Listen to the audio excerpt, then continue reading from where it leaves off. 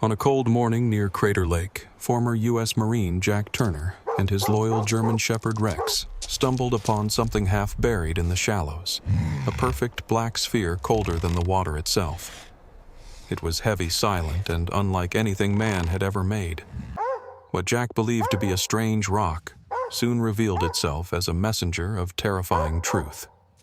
Before long, government men came asking the wrong questions. Was this sphere a gift or a warning? Stay with us, hit like, and subscribe to uncover the secret. The rim of Crater Lake was painted in soft shades of silver blue as dawn broke over Oregon's Cascade Range. Jack Turner adjusted the strap of his canvas jacket and let the cool air fill his lungs. Mornings here had become his sanctuary, far from crowded highways and louder memories. His boots followed a familiar dirt trail winding through lodgepole pines and rugged volcanic soil, the silence broken only by the faint whistle of wind against stone cliffs. Rex, his German Shepherd, padded a few feet ahead. The dog's silver-gray coat almost shimmered in the dim light, ears flicking with each sound in the forest. He stopped often to test the air nose close to the ground before bounding forward again. For Jack, that steady rhythm of movement was its own comfort. He trusted Rex's instincts more than his own.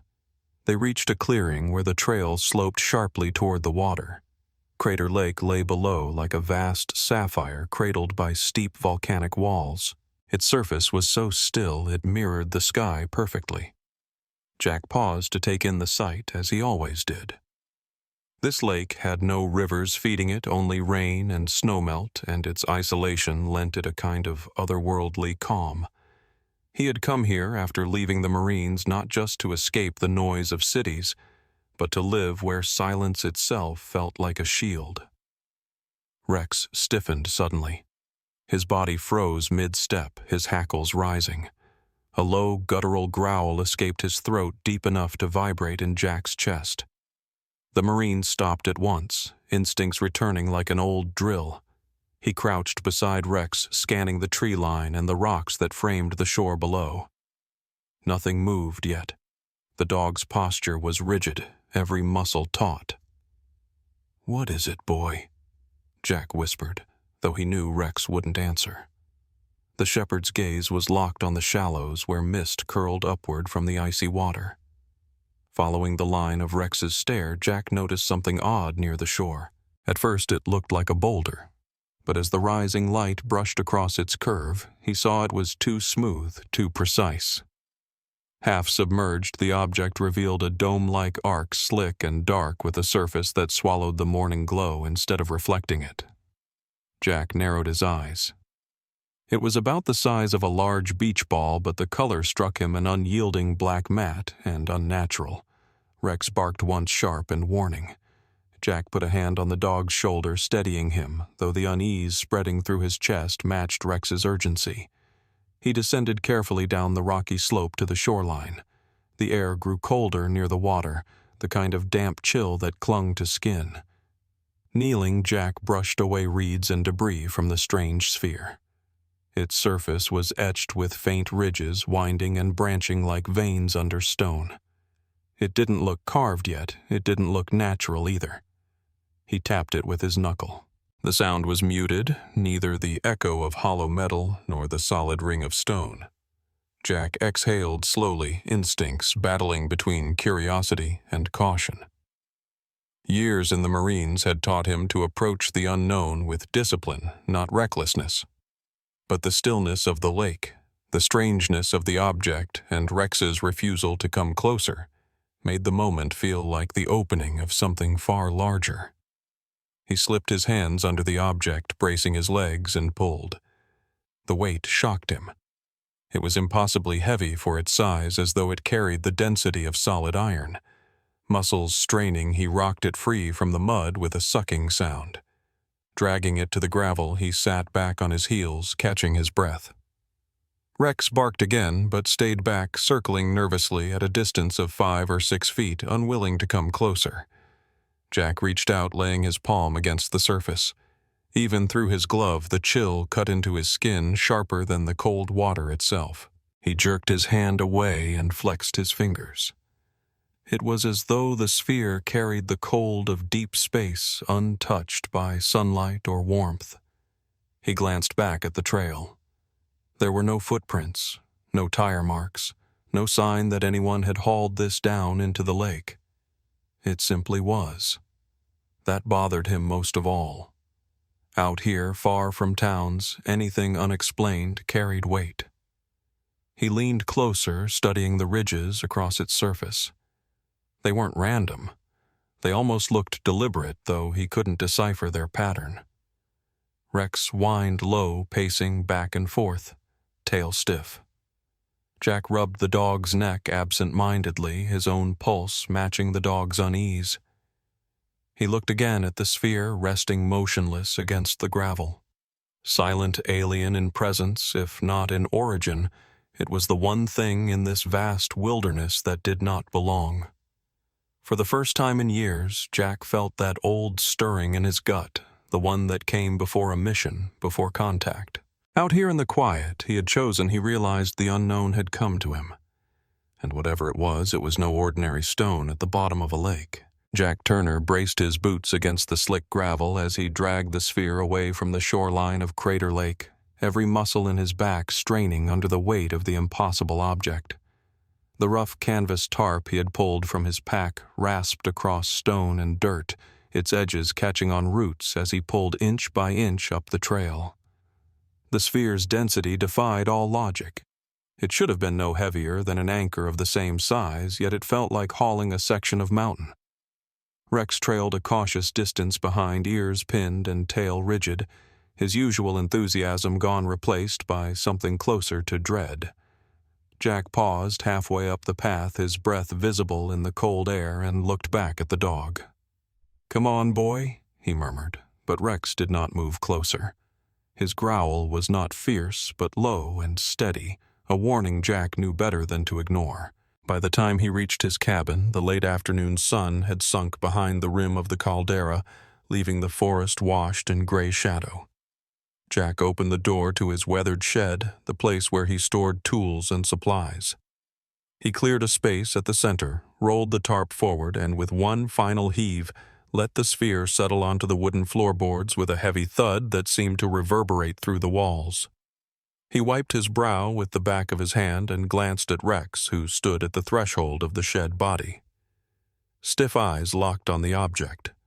The dog refused to cross the threshold, and when Jack coaxed him with a sharp whistle, Rex took a step back instead. That reaction unsettled him more than the object's cold weight. For years, Rex had been fearless against storms, strangers, even bears that strayed too close. Now he looked at the sphere as if it were alive. Jack closed the shed door firmly, set the latch, and walked across the clearing to his cabin. The structure was simple but sturdy, a 2-room log home he had repaired with his own hands after leaving the Marines. Inside, the smell of cedar mingled with the faint smoke of the wood stove.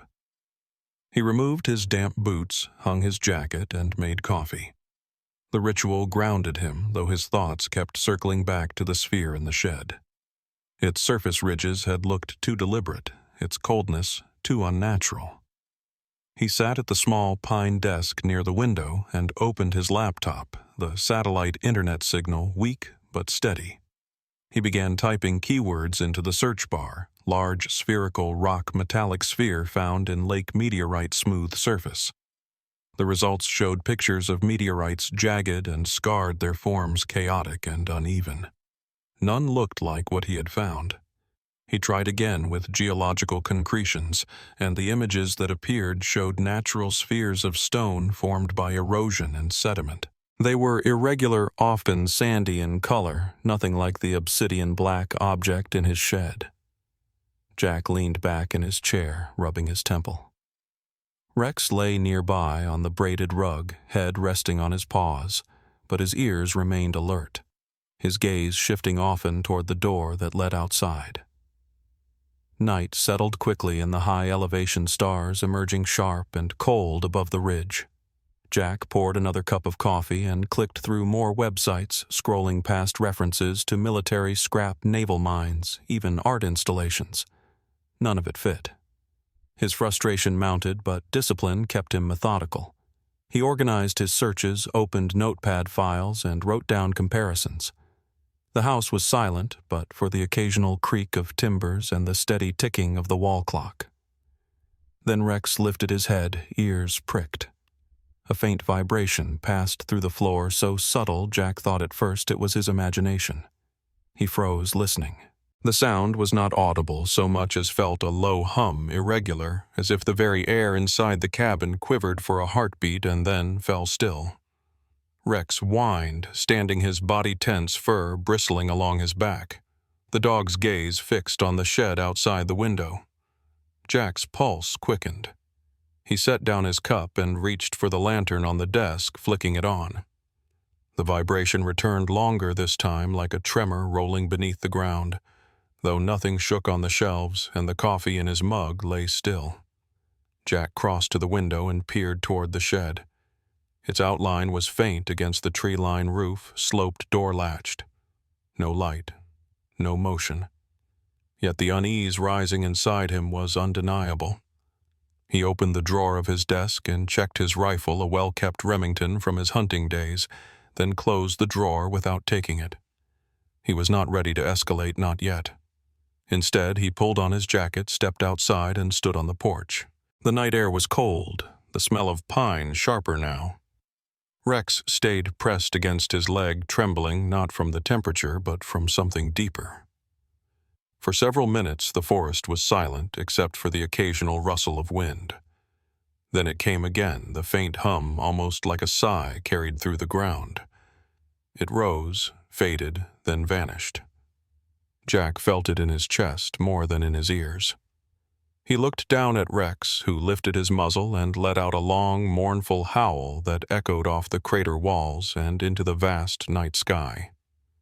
The sound sent a shiver through Jack, not because it was eerie, but because it was so unlike Rex's usual bark or growl. It was the sound of recognition, as if the dog knew something had awakened. Jack led Rex back inside, secured the door, and returned to his desk. He pulled out a weathered notebook, the one he used for field notes and planning, and began writing observations, weight beyond reason, unnatural cold surface ridges, and now vibration. He underlined the last word twice. His training told him to catalog, to prepare to treat this as a mission. Whatever the sphere was, it had crossed from being an inert object to something active. That alone changed everything. Rex lay at the door, restless, his ears swiveling at sounds Jack could not hear. Jack rested a hand on the dog's back, steadying him, though the contact steadied himself as much as the animal. He stared at the dark outline of the shed through the frosted window, and knew with absolute certainty that life in the quiet of Crater Lake had just shifted into something else. The sphere was not going to remain silent, and he would not ignore it. The following morning broke pale and brittle, the rim of Crater Lake still dusted with a thin veil of fog that rolled lazily across the treetops. Jack Turner stood on his porch, hands wrapped around a tin mug of coffee, his gaze fixed on the shed at the far end of the clearing. He had not slept much. The memory of that low vibration and the mournful howl of Rex remained sharp in his mind.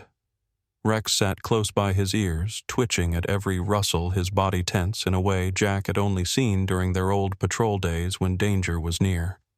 Jack considered returning to the shed to study the sphere again, but his instincts told him to hold back. Something about the night before had shifted the air around this place. He trusted his instincts sharpened by years in the Marines, and he trusted Rex's behavior even more. The hum of an approaching engine carried faintly through the trees, so out of place in the quiet wilderness that it made Jack lower his mug instantly. He set it on the porch rail and reached for Rex's collar. The dog had already risen, a deep growl forming as he turned toward the unpaved road that wound down from the highway.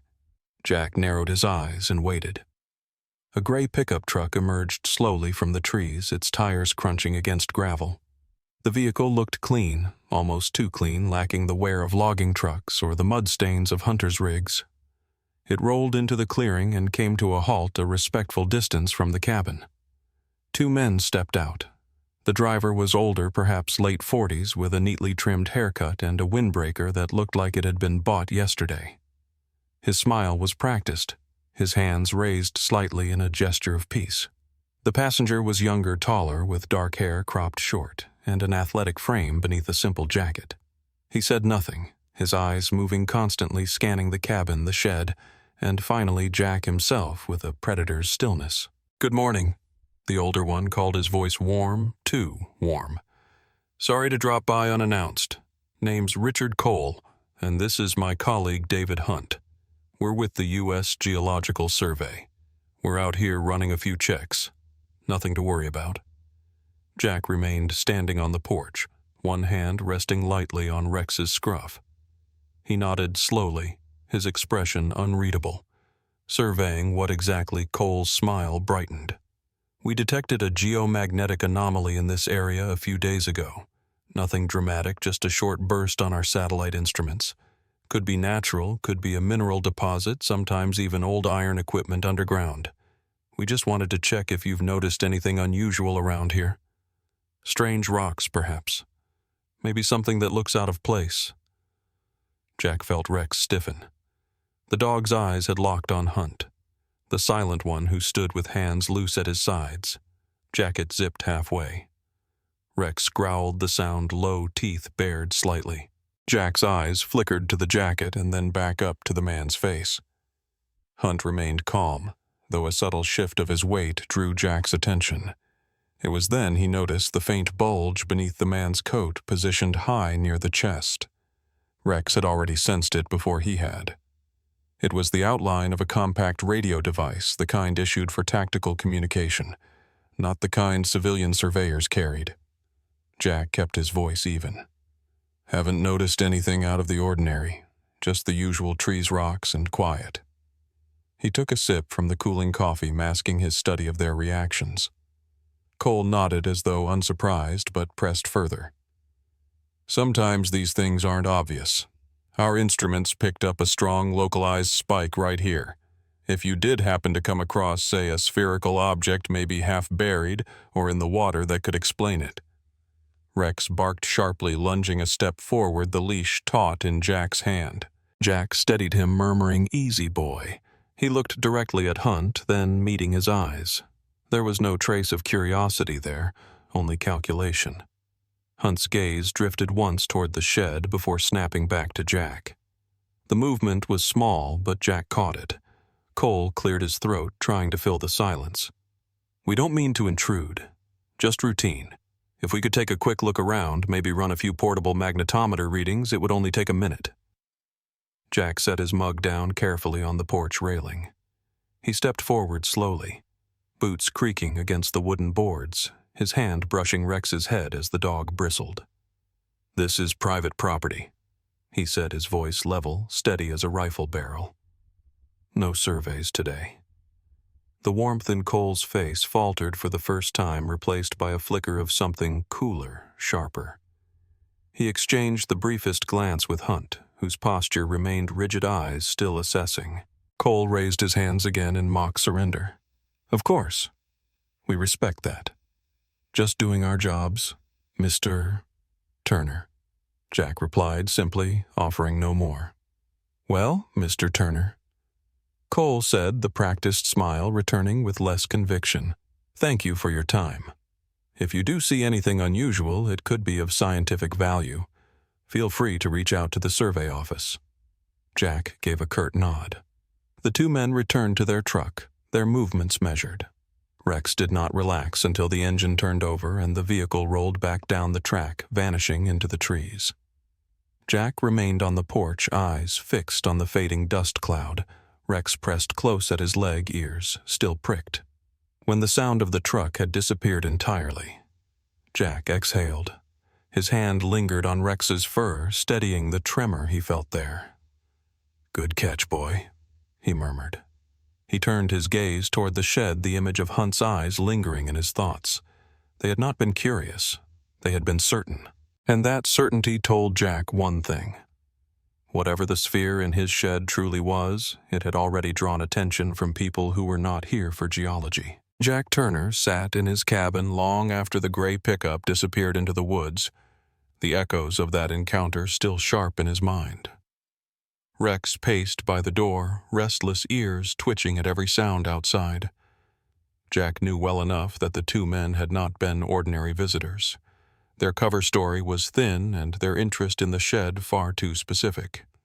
He replayed every detail, especially the way the silent one had looked at the door, as if he already knew what was hidden there. Jack rubbed his hands over his face and exhaled slowly. The weight of the problem pressed harder than the sphere itself. He was trained to face threats in the open, but this was different.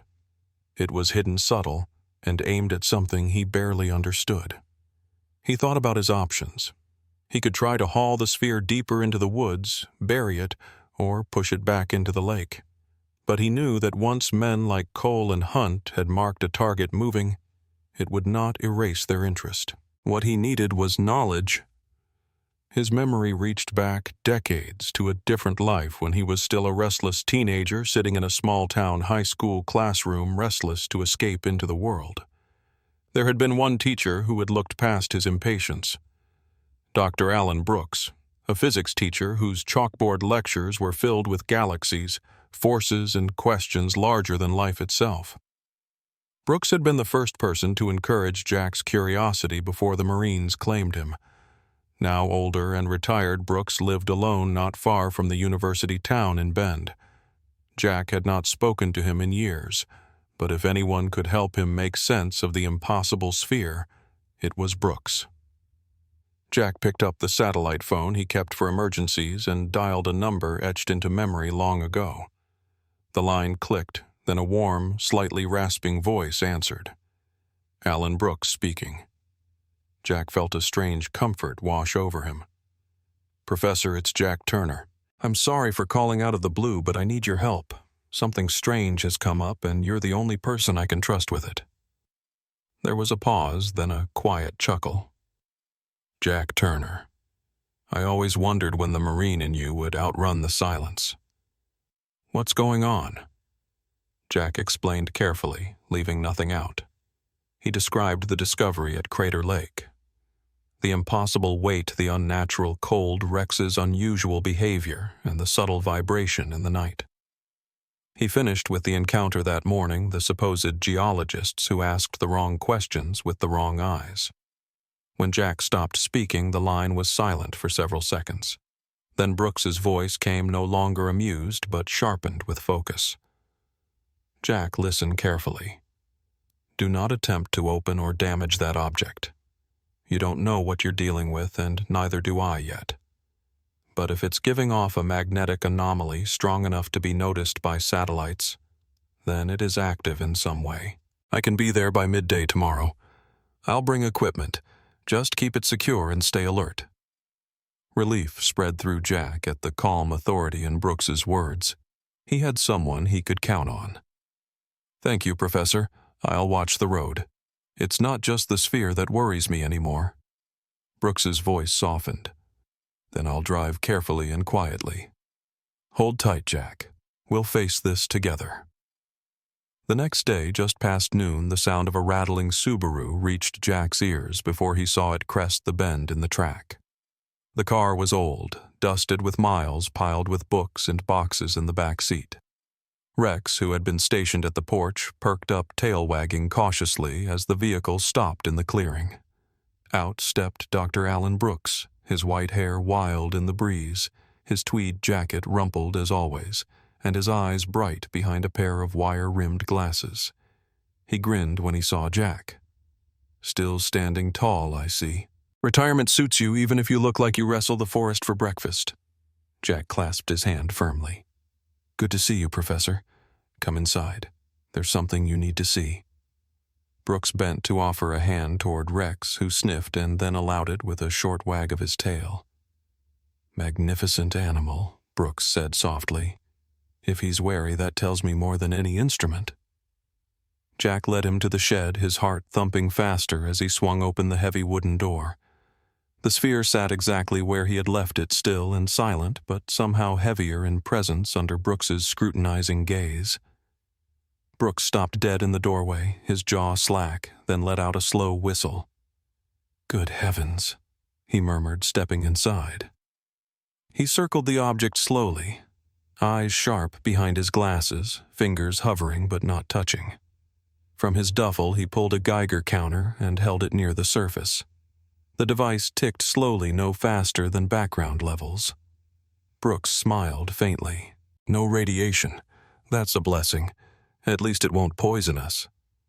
Then he drew out a handheld magnetometer, its small needle quivering immediately. As he brought it closer, the needle swung violently, pressing against the edge of the scale. "Remarkable," Brooks whispered. "This field strength is extraordinary, and it's stable, not like a natural lodestone. This is engineered, Jack. This is not from here." Jack folded his arms, watching carefully. "So it's not a rock, not debris." Brooks shook his head. "No. It's a device of some kind. A sealed system, perfectly smooth, perfectly contained. Whatever power source it has is still active." He pulled a thermal scanner from his bag attached to his phone and aimed it at the sphere. The screen glowed a deep blue. "And just as you said, it's colder than the air around it, drawing heat inward. This should be impossible without machinery, yet here it sits, silent, patient, waiting." Jack felt the chill in the room deepen, though he knew it came not from the sphere, but from the realization settling into his chest. Brooks replaced the scanner in his bag and stepped back. His eyes were filled not with fear, but with awe.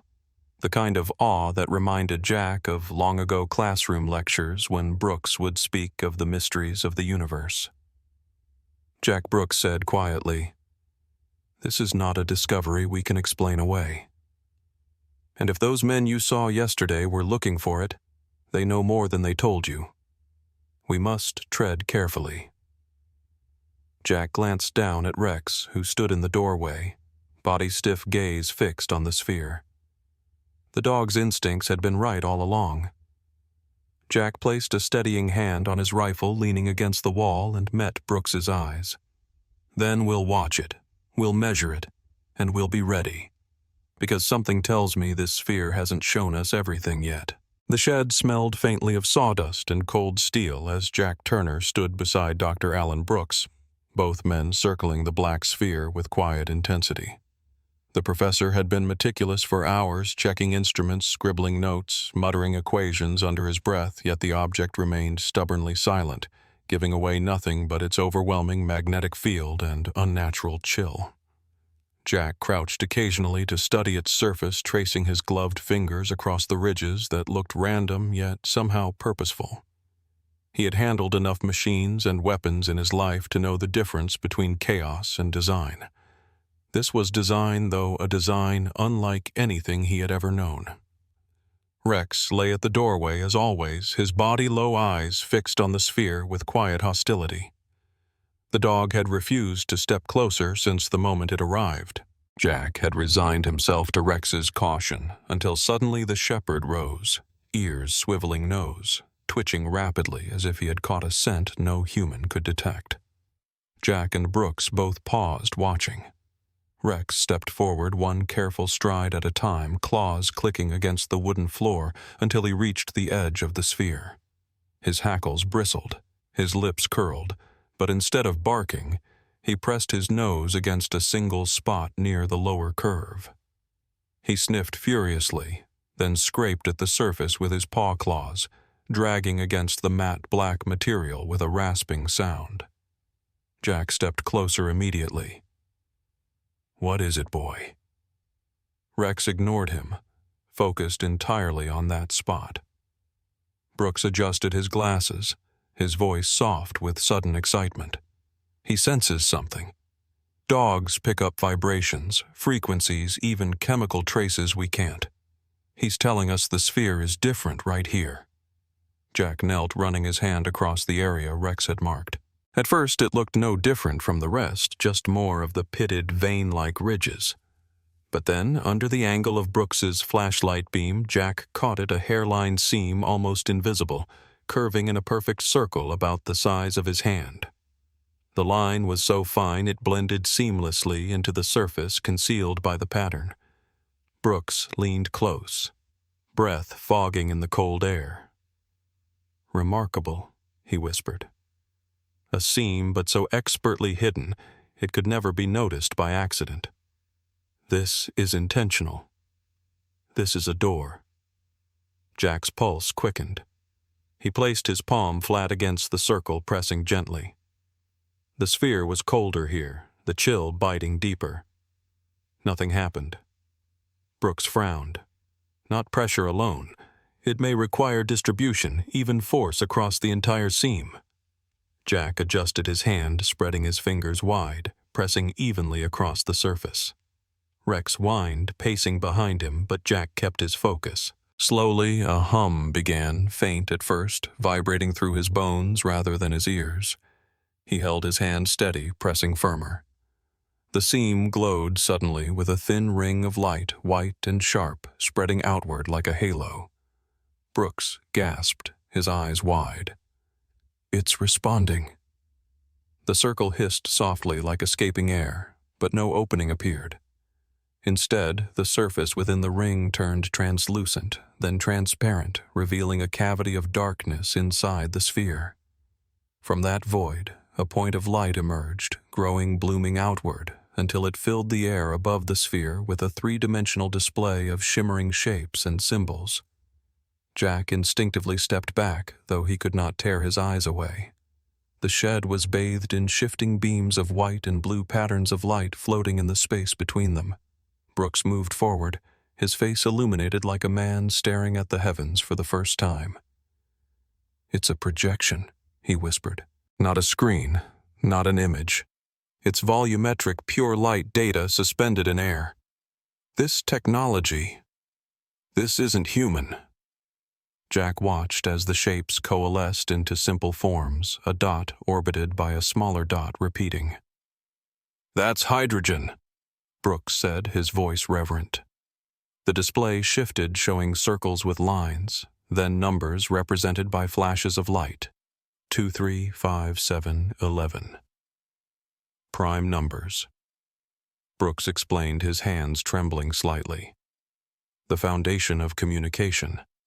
It's building a language." Jack's instincts warred between awe and caution. His training told him every unknown could be a threat, yet what he saw now felt less like a weapon and more like an introduction. The projection unfolded further, revealing strands of spirals twisting into the shape of a helix. Brooks's breath caught. "DNA. It's showing us the building blocks of life." Jack glanced at him, unsettled. "Why? Who would send this?" Brooks shook his head slowly. "Not who. What? This is a message designed for anyone capable of understanding science. It's a universal handshake." Rex barked, suddenly snapping them from their trance. The dog backed toward the doorway, eyes fixed on the projection body taut as a bowstring. Jack tightened his jaw. He doesn't like it. Brooks's eyes remained glued to the light. That makes me wonder if he hears something we don't. Perhaps ultrasonic tones tied to the display. The projection expanded outward, shifting from abstract to cosmic. Stars appeared points of light connected by glowing lines. A sun, planets in orbit, their relative sizes and distances exact. Jack recognized the layout instantly. It was the solar system. Brooks clutched his notebook, furiously sketching. "It's confirming location anchoring context. They want us to know exactly where we are." Jack's hand drifted to the rifle, leaning by the wall, not in fear, but in instinct, as if grounding himself in something familiar. The shed was now filled with the silent radiance of alien mathematics and cosmic charts. Yet the only sounds were Rex's uneasy growls and Brooks's hurried notes. Jack exhaled slowly, his voice low. "So the sphere isn't just some artifact. It's talking." Brooks turned to him, his expression both terrified and elated. "Jack, it's not just talking. It's teaching. The projection flickered, then faded, the translucent circle sealing opaque once more. The shed plunged back into dim lantern light, the silence heavy. Jack lowered his hand, flexing numb fingers, chilled by the contact. Brooks closed his notebook, his eyes still wide. We've only seen the introduction. Whatever this is, it's built to reveal more step by step to whoever finds it. And Jack, those men yesterday, they knew about the anomaly. They will come back. Jack looked down at Rex, who stood rigid at the door, teeth bared faintly. He stroked the dog's head, his gaze hardening.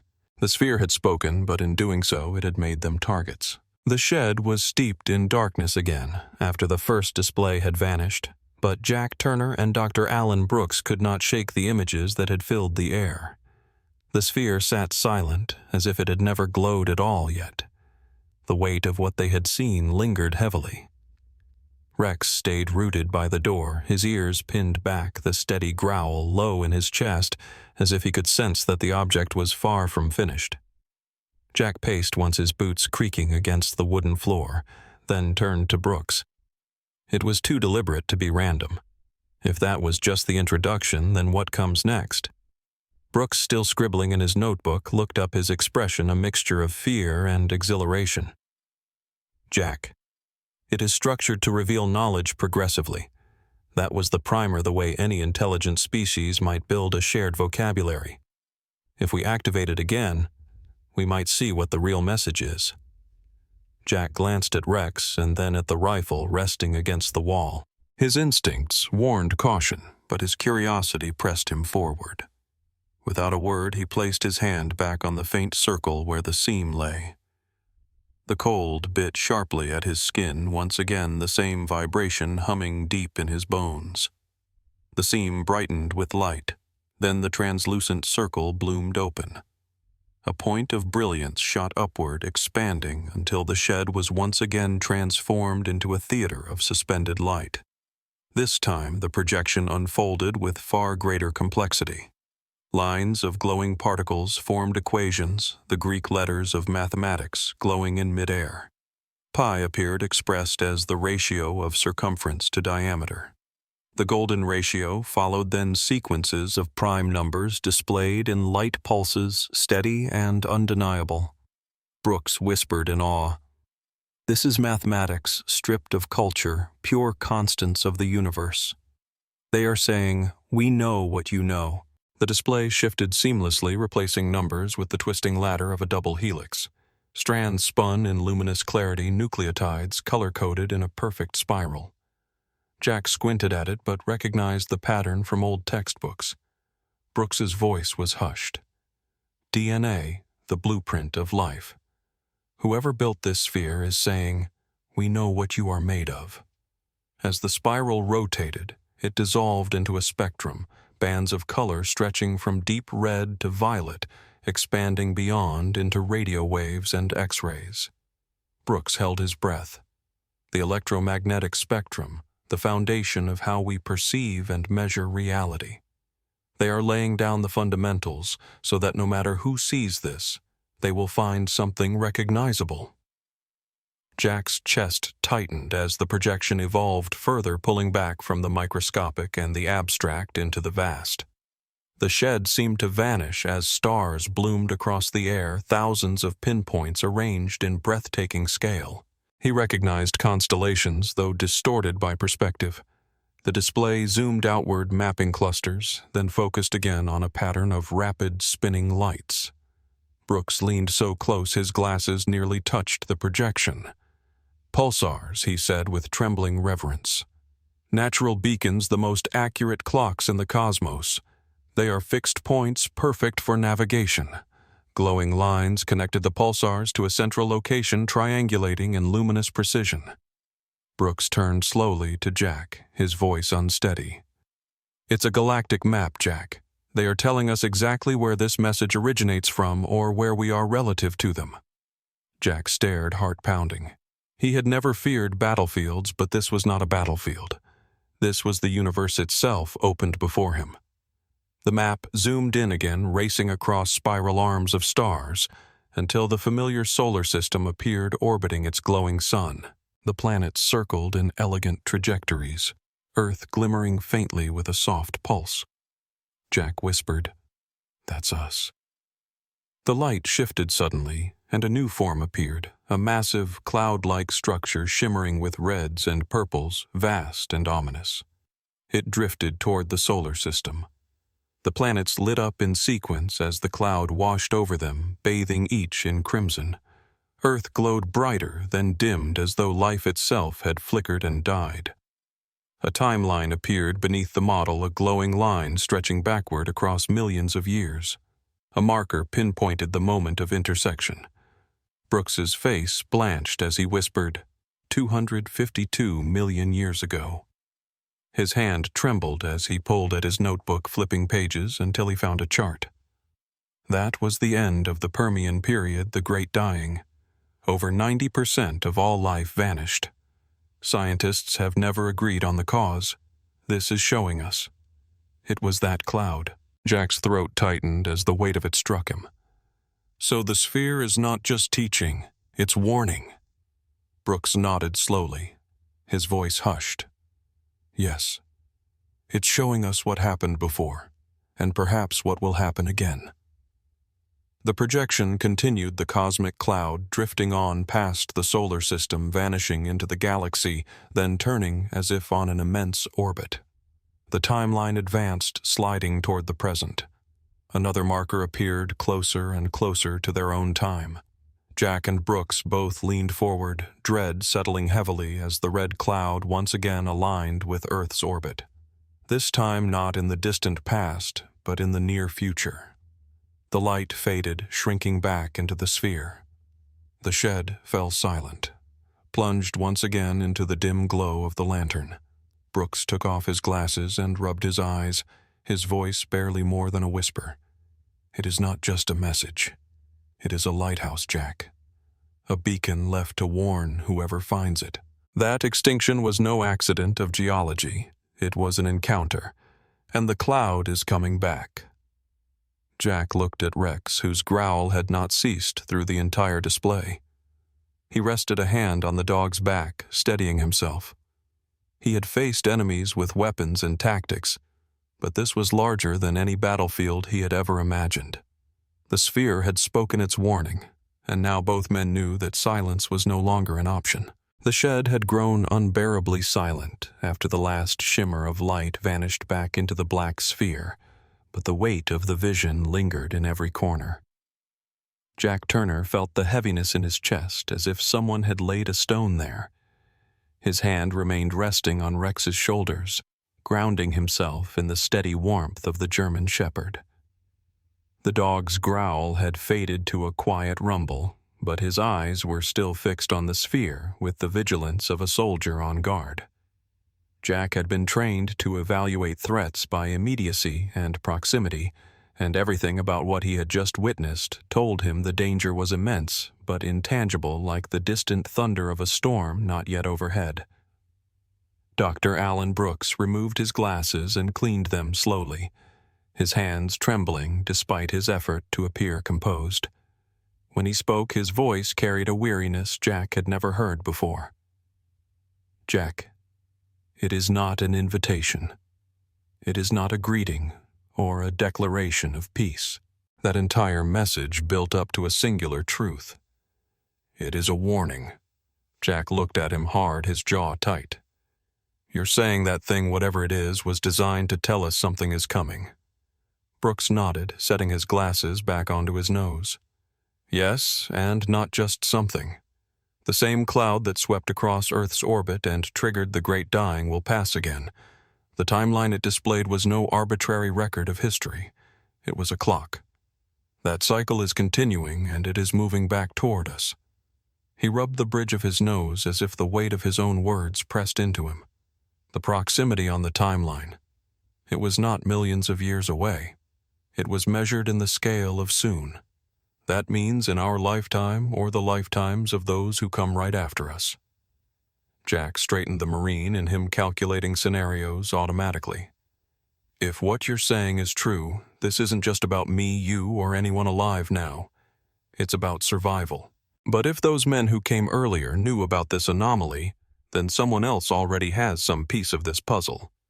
That means the warning wasn't left for us alone. Brooks closed his notebook and clasped it tightly as if it were a shield, which makes it more dangerous. Those who seek this knowledge may not want to share it. They may want to bury it or twist it. The professor walked slowly around the sphere again, studying the black surface that had returned to its silent, opaque form. His reflection warped faintly in its curves, ghost-like. Do you understand what this means, Jack? We have stumbled onto evidence that our planet's greatest extinction was not random, not volcanic or purely climatic, but external. Something from beyond our world has passed through once and will again. That changes everything about how we see our place in the cosmos. And the fact that this sphere was left behind it means someone else knew and cared enough to send a beacon. Jack stepped closer, his voice firm, though laced with unease. You think this was left by those who lived through it? Brooks considered. Perhaps not survivors from Earth, but from elsewhere. A civilization that either endured or studied the passage of that cloud.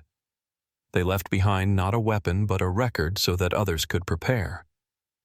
But whether we can prepare, that is another matter. Rex gave a sharp bark, startling them both. Jack instinctively reached for his rifle, though he did not raise it. The dog stood rigid ears forward, tail-stiff eyes fixed not on the sphere, but on the door of the shed. Jack held his breath, listening. Only the faint sigh of wind stirred outside. He let the tension settle, but remained wary. Rex eventually lowered to a crouch, but did not relax fully. His instincts reminding Jack that while the cosmic threat loomed, the immediate danger still prowled closer to home. Brooks exhaled deeply and leaned against the workbench, his voice heavy. Jack, do you realize what this does to the narrative of human history? We've always assumed extinction events were blind acts of nature. But now we know better. The great dying was caused by this cloud. And the message tells us with certainty it will come again. He paused, eyes distant. When historians look back, they may not call this a discovery at all. They may call it a sentence.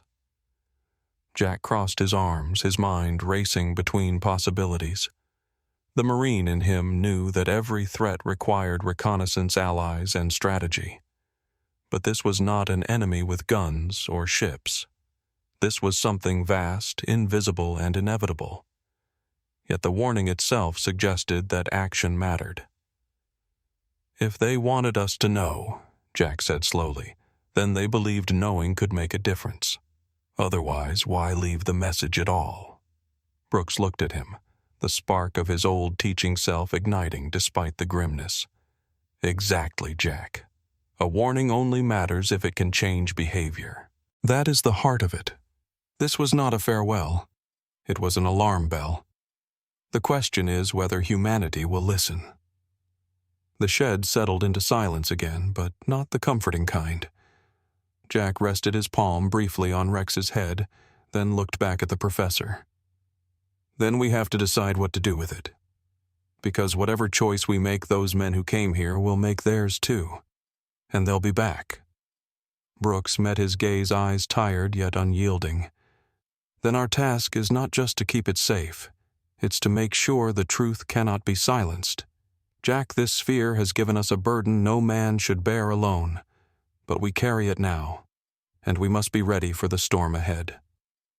Jack listened to the steady creak of the rafters above and the distant sigh of trees outside, the weight of two threats pressing in, one from beyond the stars and one from men with secrets who would not stop hunting. He squared his shoulders, feeling Rex press against his leg like a silent oath. The professor was right. The sphere was not a greeting, it was a warning. And warnings, if ignored, only became graves. The night over Crater Lake was still and sharp, the cold air seeping into the walls of the cabin as Jack Turner sat awake at the small table with his rifle across his lap. The professor had finally dozed in a chair near the shed door, his notebook still open on his chest, while Rex remained a silent sentinel at the threshold, ears pricked, eyes unblinking. Jack's instincts refused him rest. He had felt this tension before, moments of eerie calm, before ambushes, the air too quiet, too measured, as though the land itself braced for impact. Midnight passed, and then a little after 1, Rex stirred his body, snapping upright, a low growl vibrating from deep in his chest. Jack froze, listening, and heard it too. The faint crunch of boots on pine needles, the disciplined rhythm of men trained to move as shadows. Jack shook Brooks awake, whispering sharply, "They're here!" The professor blinked, confused at first, but then his eyes widened as he recognized the gravity in Jack's voice. Rex was already at the window, muscles rigid. Jack crept to the pane and peered out into the tree line. Shapes moved in unison, dark forms breaking from cover with fluid precision. Green glints flickered on their heads, night vision goggles. 5, maybe 6 men, all armed, approaching in a spread formation. These were not curious hikers. These were professionals. Jack's hand gripped the rifle tightly, but he knew the odds. They were outnumbered, and the intruders had every technological edge: communication, optics, and coordination. Yet Jack had one advantage: he knew the ground, and he had the sphere. He turned to Brooks, voice steady. "Professor, remember the sequence we saw, the one we didn't test? It looked like a different command, maybe a defense mode." Brooks hesitated, but then nodded. "Yes, the geometric pattern. It might be a trigger. But Jack, we don't know what it does." Jack's gaze was cold, unwavering. Better to risk the unknown than wait to be overrun. The first strike came with the crack of wood as a battering ram slammed into the shed's main door. The heavy timber bar Jack had set in place splintered under the second blow. Rex barked fiercely, lunging toward the noise, his deep voice echoing in the confined space. The third blow ripped the door from its hinges, sending it crashing inward. 3 figures stormed through, weapons raised, their movements sharp and practiced. Jack leveled his rifle, but in that frozen heartbeat of confrontation, he barked at Brooks, "Now!" The professor stumbled forward, pressing his trembling palm against the faint seam on the sphere.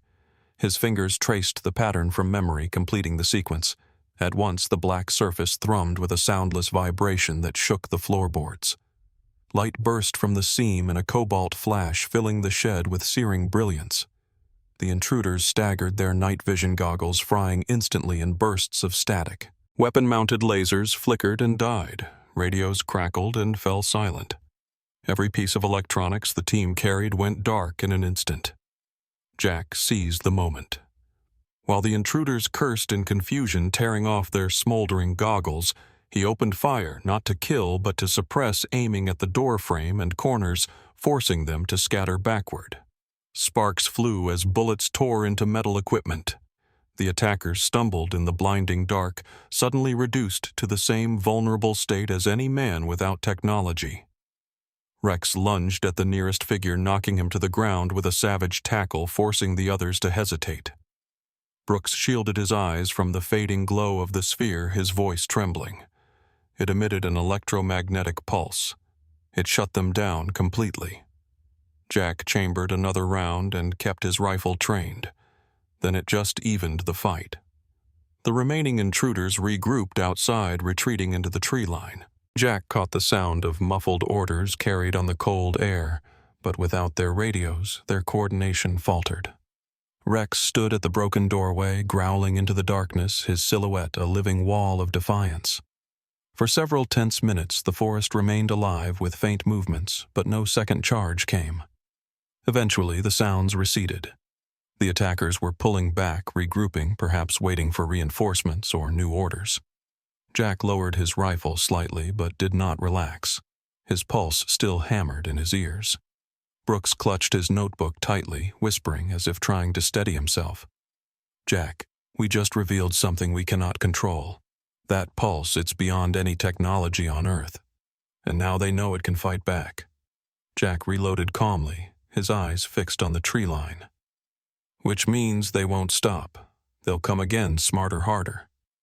We bought time, nothing more. Rex returned to Jack's side, panting, his body quivering with the raw energy of combat. Jack knelt, resting a firm hand on the dog's neck, grounding himself in that bond of trust. He looked at Brooks, his face carved with resolve. We need to move. Staying here means waiting for them to surround us with more men, more guns. The Sphere's defense gave us one chance and we'll use it. Tomorrow we take it and go. The professor nodded reluctantly, glancing once more at the Sphere that now sat silent and dark again, as if nothing had happened.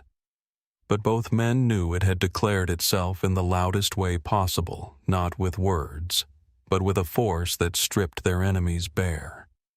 Jack looked back toward the shattered doorway, where the cold night wind blew in, carrying the scent of pine and danger. The storm was far from over. The first clash had come, and the next would not be long in waiting. The shed's doorway still gaped open where the ram had splintered it, but Jack Turner knew they could not waste time patching wood when men would soon return with more force. The cold dawn had barely touched the treetops when he and Dr. Alan Brooks wrestled the heavy Sphere into a tarp and hauled it onto a makeshift sled of planks and rope. Rex padded beside them, silent but alert, his nose raised to the wind as though reading threats hidden in the forest. Jack led them into the thick cover of the pines, his boots crunching over frosted needles. He knew the terrain by heart, every ridge and creek, and he used that knowledge now to vanish into the wilderness before their pursuers regrouped. For hours they dragged the Sphere deeper into the woods, pausing only when Brooks's breath came ragged and his hands shook from exertion. Jack never complained, his Marine discipline driving him onward, but even he felt the strain of the impossible weight. Rex scouted ahead, returning often with a low whine or a wag of his tail, his presence a compass of trust. Finally, when the sun dipped behind the ridgeline, they reached a clearing where a weathered cabin leaned against the shadows of towering cedars. Jack rapped softly on the door, and after a long moment it creaked open to reveal a broad-shouldered man with a beard like silver wire and eyes as sharp as Jack's own. Caleb, Jack said simply. The man studied him for a heartbeat, then nodded. It's been a long time, Marine. Without questions, Caleb stepped aside. The unspoken code between men who had served together needed no explanation. Once inside, Jack spoke in low tones, telling only enough for Caleb to understand the urgency enemies were hunting them. The object was dangerous, and they needed a vehicle that could disappear on back roads. Caleb listened without interruption, then led them to his barn. Beneath a tarp sat a battered Ford F-150, its paint faded, its body rusted, but its engine intact. No paperwork, no trail, Caleb said. She'll run. Take her. Jack clasped his friend's shoulder with quiet gratitude. They loaded the Sphere into the bed of the truck, securing it under the heavy tarp. Rex leapt into the cab, planting himself firmly between Jack and Brooks, as if he had claimed the role of both guard and navigator. The truck growled to life, coughing smoke, and they rolled out into the night tires, crunching over gravel. Jack kept his headlights off as long as he dared, guiding them by memory and starlight, every sense alert for pursuit. Hours passed on winding forest roads, their silence broken only by the hum of the engine and Brooks's occasional murmur as he reviewed his notes by flashlight. Jack's mind stayed sharp, his eyes scanning the rearview mirror more often than the road ahead. Then, just past midnight, his vigilance was rewarded with dread. A pair of headlights appeared in the distance behind them, growing brighter, steadier, until the silhouette of a sleek black SUV emerged from the darkness. Its speed and precision told Jack everything. This was no coincidence. They had been found. Hold on, Jack said, his voice calm but edged with steel. Brooks gripped the dash as the Ford jolted forward, its old engine straining under Jack's heavy foot. The SUV closed in swiftly, its modern engine roaring, headlights glaring into the mirrors. Rex barked furiously, teeth bared at the rear window as if trying to chase the predator away with sheer will. The road curved sharply along a rocky ledge, trees dropping into shadows on one side and cliffs rising on the other. Jack knew the truck could not outrun the SUV on speed alone. He needed another solution. The SUV pulled close enough that Jack could see figures inside their faces, shadowed but unmistakably focused. The vehicle swerved slightly, nudging toward the truck as if to force them off the road. Jack steadied the wheel, his eyes narrowing. Then he made his decision. "Professor, take the wheel." Brooks turned pale. "What?" "Just hold it steady," Jack ordered, already slinging his rifle from the seat beside him. With no time for argument, Brooks slid awkwardly into position, gripping the wheel with trembling hands, while Jack climbed halfway out the passenger window, bracing himself against the frame. The cold wind whipped his face as the truck jolted on the uneven road, but Jack steadied his breathing. His body remembered the rhythm of countless drills, countless missions. He sighted down the barrel at the SUV's grill where the engine growled beneath. The headlights blazed directly into his eyes, but he focused past the glare, past the noise, until only the target remained.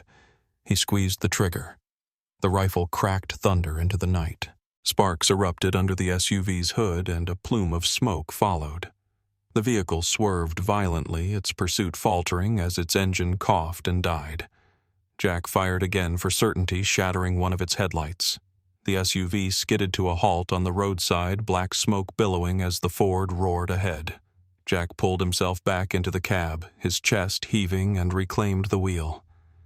Brooks clutched the dash, his knuckles white. "You just bought us time," he said, voice shaky. Jack's expression was grim. "That's all it is. Time. They'll be back." Rex settled between them again, panting hard but calm now that the danger had faded behind them. Jack kept the truck steady on the narrow road, his eyes fixed forward, his mind already calculating the next move. The sphere remained silent under the tarp in the truck bed, but its presence was heavier than steel, a burden that pulled them inexorably toward the unknown. The old Ford F-150 climbed slowly along the winding dirt road, its tires grinding against loose rock as the forest thinned and gave way to the barren slopes of an ancient caldera. Jack Turner guided the wheel with steady hands, his eyes focused on the ridge ahead, where the trees gave way to black stone carved by fire ages ago. The professor sat in the passenger seat, notebook on his lap, though he had not written a word for hours, his eyes drawn again and again to the tarp-covered sphere in the bed of the truck. Rex rested between them, ears pricked, his gaze shifting from the road ahead to his master's face, as though measuring the tension in the cab.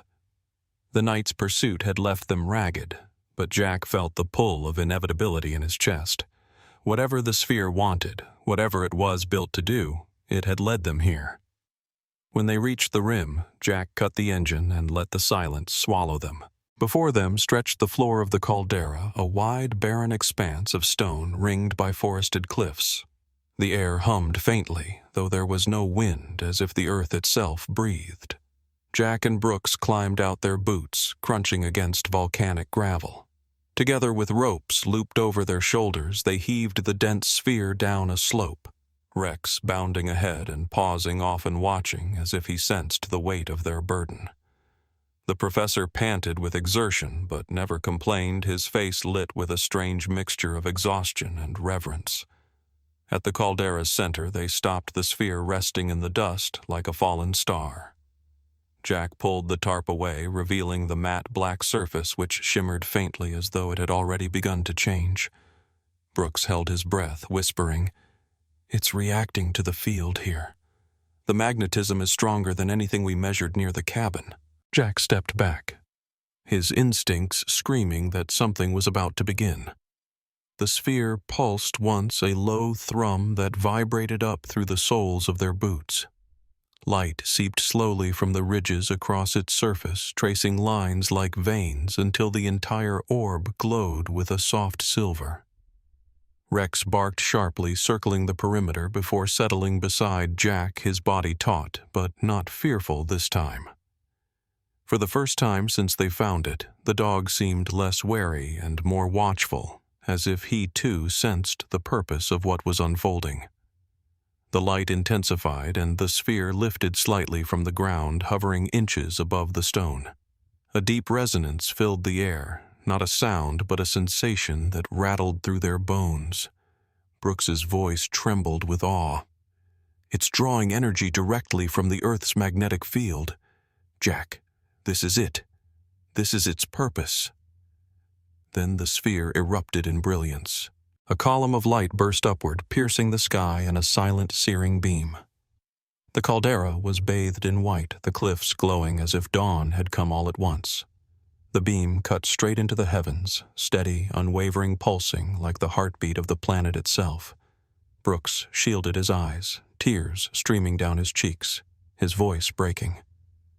"It's transmitting. The entire message. Everything we saw. The warning, it's being broadcast across the galaxy." Jack stood with his rifle slung across his shoulder, staring up at the light, feeling dwarfed by its enormity. He rested a steady hand on Rex's neck, grounding himself in the presence of the one companion who never faltered. The beam pulsed rhythmically, each surge carrying the weight of extinction and survival of history and prophecy. Minutes passed, or perhaps hours, for time itself seemed suspended within the blaze. Then, as suddenly as it began, the light faltered, flickering once, then again. The resonance dimmed. The sphere lowered gently back to the ground, its glow fading to a faint shimmer. Jack and Brooks stood in silence, waiting. The seam glowed one final time, and the sphere shivered as if exhaling. Its surface cracked into threads of light, not breaking violently, but unraveling into dust, glowing particles that lifted into the air and scattered on the wind. The last of its substance dissolved into a sparkling mist that rose toward the stars before fading from sight. Where it had rested, only the scoured earth remained warm beneath their boots. Brooks dropped to one knee, running his hand through the settling dust, his voice raw. "It's gone. Its mission is complete. The warning has been sent." Jack said nothing at first, his gaze still fixed on the sky where the beam had been. At last he exhaled slowly. "So now it's up to us." He turned to the professor, his eyes hard but steady. "We carry what it told us. We carry the truth." Rex pressed against Jack's leg, his breathing slow, his body finally calm. The dog lifted his head toward the stars, silent as though bearing witness. Brooks rose, wiping his glasses with a trembling hand. "The weight of this isn't just knowledge, Jack. It's responsibility. Humanity may deny it, may bury it, but we saw it with our own eyes. The great dying was not the end. It was the beginning of a cycle. And that cycle is coming back." Jack nodded, his voice low. "Then we make sure the truth survives even if no one wants to hear it." He glanced once more at the barren spot where the sphere had stood, then turned toward the truck. The caldera was quiet again, only the faint whisper of wind through stone. But in that silence, both men knew they had crossed a threshold. They had become witnesses, and no power on earth could unmake what they had seen. As they climbed back into the Ford, Jack placed his hand firmly on the dash, steadying himself before the road ahead. Rex settled between them, his head resting on Jack's knee, eyes heavy but watchful. Brooks closed his notebook carefully, almost reverently, as though sealing the first chapter of a story too large for paper. Jack started the engine, the sound loud and human against the vast hush of the caldera. He guided the truck down the slope, headlights cutting across the dark as they began their descent. Behind them, the ancient volcano slept once more, but above the stars, shone with a new gravity, as though they too had heard the warning now carried across the cosmos. Jack gripped the wheel firmly, his eyes on the horizon. Whatever battles lay ahead against secrecy, against disbelief, against the storm itself, they would face them. The Marine, the professor, and the dog bound not by chance, but by the burden of truth. The sphere was gone, but its message lived on, and with it their duty. If this story kept you on the edge of your seat, Make sure to hit like and subscribe so you don't miss the next chapter. Tell us in the comments what moment struck you the most and where in the world are you watching from.